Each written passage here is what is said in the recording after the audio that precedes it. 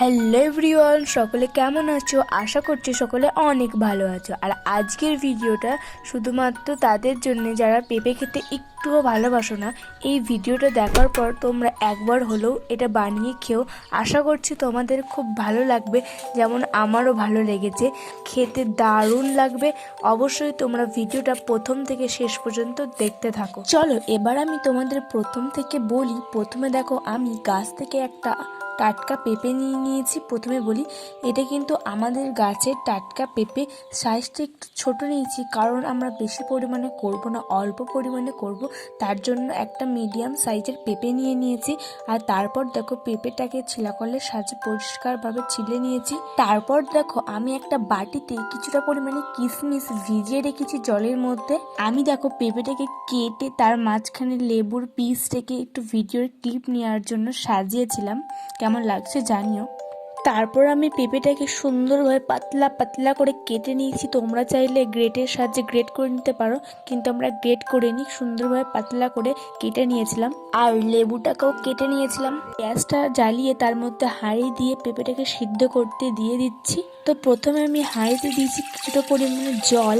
তো প্রথমে আমি জলের পরিমাণটা বুঝতে পারছিলাম না, তারপরে দ্বিতীয়বার আবার জল দিয়েছিলাম। তখন জলটা গরম হতে হতে এদিকে আমি পেঁপেটাকে পরিষ্কার ফ্রেশ জল দিয়ে ধুয়ে নিচ্ছিলাম। আমি কিন্তু এখানে কোনো রকম কাজু বাদাম ইউজ করিনি। তোমরা যারা কাজু বাদাম খেতে পছন্দ করো তোমরা কিন্তু দিতে পারো, খেতে ভালো লাগবে। তো আমি এই পেঁপেটাকে খুব ভালোভাবে 2-3 বার পরিষ্কার জল দিয়ে ধুয়ে নিয়েছি। তারপর দেখো, জলটা একটু গরম হয়ে এলে তার মধ্যে পেঁপেগুলোকে আমি দিয়ে দিচ্ছিলাম। যেহেতু পাতলা পাতলা ভাবে কেটেছিলাম, তার জন্য সিদ্ধ হতে বেশি টাইম লাগেনি, অল্প সময়ের মধ্যেই সিদ্ধ হয়ে গিয়েছিল। দেখো ভালোভাবে কিন্তু ফুটে গেছে। এবার আমি নামিয়ে নেব, তারপর এটা জলটা ঝরিয়ে নেব।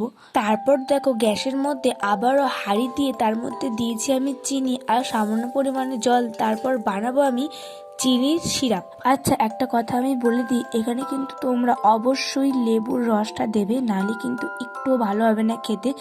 এই ফাঁকে তোমাদের সাথে আমি একটা কথা শেয়ার করে দিই। এটা কিন্তু আমি অনেক দিন আগে বানিয়েছিলাম, আমার গ্যালারিতে ছিল, পোস্ট করা হয়নি। তো এটা বানানোর পর আমি কিন্তু আরও 2-3 বার এই চাটনি বানিয়ে খেয়েছি। অসাধারণ লেগেছে খেতে। তোমাদেরও অনেক ভালো লাগবে, একবার হলো ট্রাই করে দেখো তোমরা। তারপর দেখো, ভিজানো কিশমিশগুলো আমি চিনির সিরাপের মধ্যে দিয়ে দিয়েছি, আর ভালোভাবে ফুটে গেছে চিনির সিরাপটা। তারপর আগে যেই পেঁপেগুলো আমি সিদ্ধ করে নিয়েছিলাম সেইগুলো দেখো জল ঝরাতে আমি ঝাঁঝরির মধ্যে রেখে দিয়েছিলাম। তো খুব ভালোভাবে জল ঝরে গেছে, আর দেখো খুব ভালোভাবে সিদ্ধ হয়েছে। যেহেতু পাতলা পাতলা করে কেটেছি, তোমরাও কিন্তু করলে এইভাবে পাতলা পাতলা করে কাটবে। তো দেখো, আমি এই চিনির সিরাপের মধ্যে এগুলো দিয়ে দিচ্ছিলাম। যখন বানাচ্ছিলাম তখন ভাবিনি যে এত টেস্টি হবে, কিন্তু হওয়ার পর দারুণ লেগেছে খেতে, খুব টেস্টি হয়েছিল খেতে। পেঁপেগুলোকে কিন্তু টাইম নিয়ে অনেকটাক্ষণ ধরে ভালোভাবে ফুটাতে হবে, যাতে চিনি সিরাপের সাথে পেঁপেগুলো ভালোভাবে মিশে যায়। তারপর এদিকে রয়েছে বাটিতে লেবুর রস, এটা আমি চাটনির মধ্যে দিয়ে দিলাম। তারপর দিলাম সামান্য পরিমাণে লবণ। তো দেখো, গাঢ়ত্বটা অনেকটা বেড়ে গেছে।